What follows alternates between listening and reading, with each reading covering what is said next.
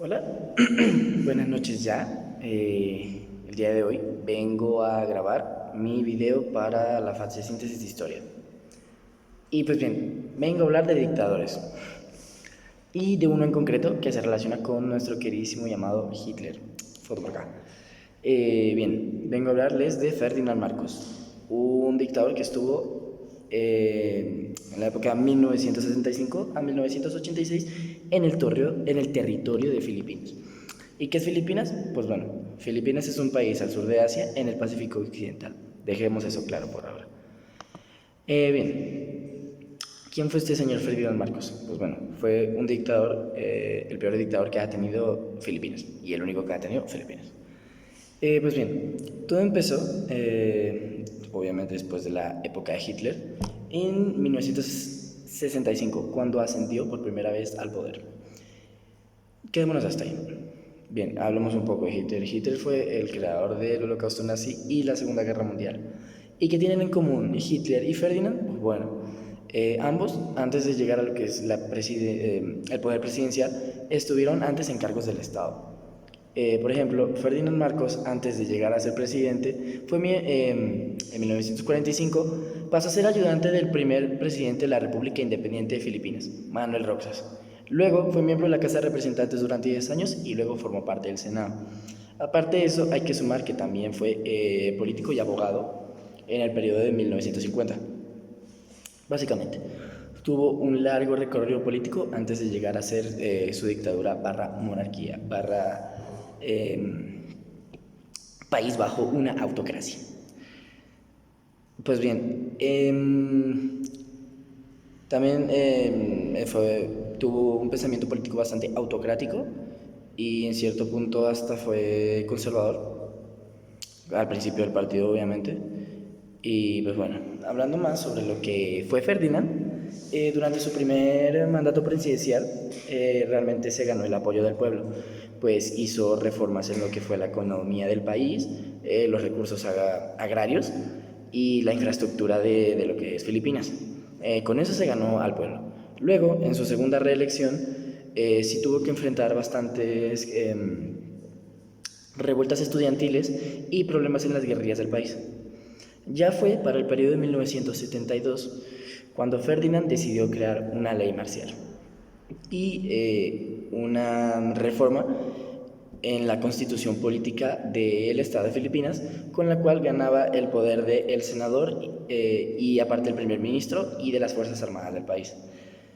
Ahora, aquí podemos ver otra relación con Hitler, y es que ambos deciden, bueno, no es que Hitler decidiera, Hitler, mediante la firma de la que llevamos en clase, logró el poder de toda Alemania. Y eso hizo Ferdinand. Ferdinand decidió crear una ley marcial para quedarse con todo el poder y así lograr que nadie se rebelara. Pues con esta ley marcial logró encerrar a varios contrincantes políticos y personas que se revolucionaran a su mandato, y a su vez también los mataba. Otro dato interesante que comparten estos dos personajes es que ambos ejercieron el poder al lado de la persona que más querían.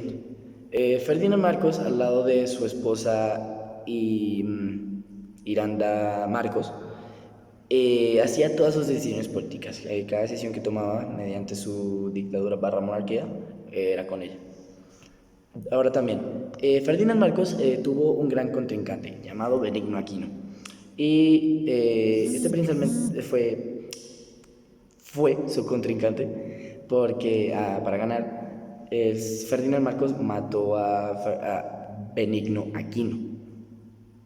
Ya luego, pues durante ese periodo de tiempo, el pueblo empezó a rebelarse en contra de su monarquía, pues al matar al contrincante que sí quería el beneficio para el pueblo abrió sus ojos y se dio cuenta de lo que estaban haciendo mal.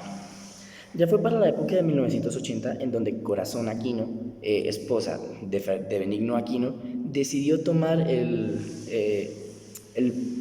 puesto de contrincante hacia Ferdinand Aquino, perdón.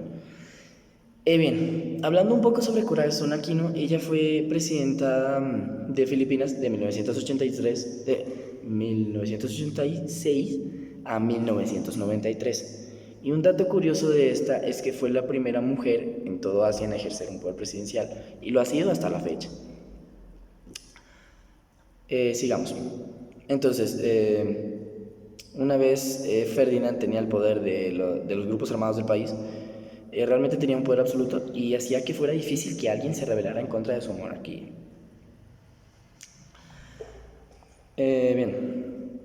Como siguiente dato, vamos a hablar de cómo derrocó a su poder. Y básicamente fue en el periodo de 1986 cuando Ferdinand Aquino, no, ¿qué? Ferdinand Marcos, perdón. Bueno, entonces en 1986 fue cuando ocurrió la Revolución del Poder del Pueblo, o ETSA, movimiento político en donde el pueblo fueron a la base del poder presidencial de ese momento y atacaron directamente el lugar donde se encontraba Ferdinand Marcos. Bien, ¿qué sucedió después de esto? Pues bueno, Ferdinand fue exiliado a Hawái, en los Estados Unidos. Perdón, en la provincia, sí, en el territorio de los Estados Unidos. Y estuvo allá 3 años, en donde vivió rodeado de $35,000, que casualmente se robó. Y murió 3 años después, en 1991, ¿no? Bueno, sí, murió después de 1991. Y dato interesante, cuando murió, el pueblo de Filipinas, en vez de estar de luto, decidió lanzar fuegos artificiales, gracias a que celebraban que se había acabado la monarquía de Ferdinand Marcos. Bien, hablando de cosas que Ferdinand hizo en su monarquía, lo primero fue un poder bastante egoísta por parte de lo que hacían el pueblo. Todos los beneficios económicos y el dinero que se generaba en el país iba hacia él. Tanto que llegó a gastar una suma de $10,000 de manera ilícita para gastos propios. Se nota que este señor Marcos era bastante egoísta. Eso es una diferencia con Hitler, pues Hitler con el dinero hizo grandes avances en el partido nazi. En vez, Ferdinand utilizó el dinero en gastos propios, monopolizó prácticamente todos los ingresos que tenía el país de Filipinas en esos 21 años que estuvo en el poder. También, cuando murió, se hicieron unos estudios, unos análisis de cómo se supone que Ferdinand Marcos había ayudado en lo que es la economía del país, y resulta, pasa y acontece que en realidad nunca hizo nada para ayudar al país. Simplemente fue una fachada para poder ganarse el afecto del pueblo y así llegar al cargo de presidente. Pues bueno, eso sería todo. Supongo que a lo largo de la presentación habré ido poniendo imágenes de quienes fueron Ferdinand Marcos y todos los contrincantes, también de datos específicos. Y por aquí voy a dejar una pequeña bibliografía de donde saqué las temáticas abordadas en el video. Y eso sería todo por ahora, todo por hoy más bien.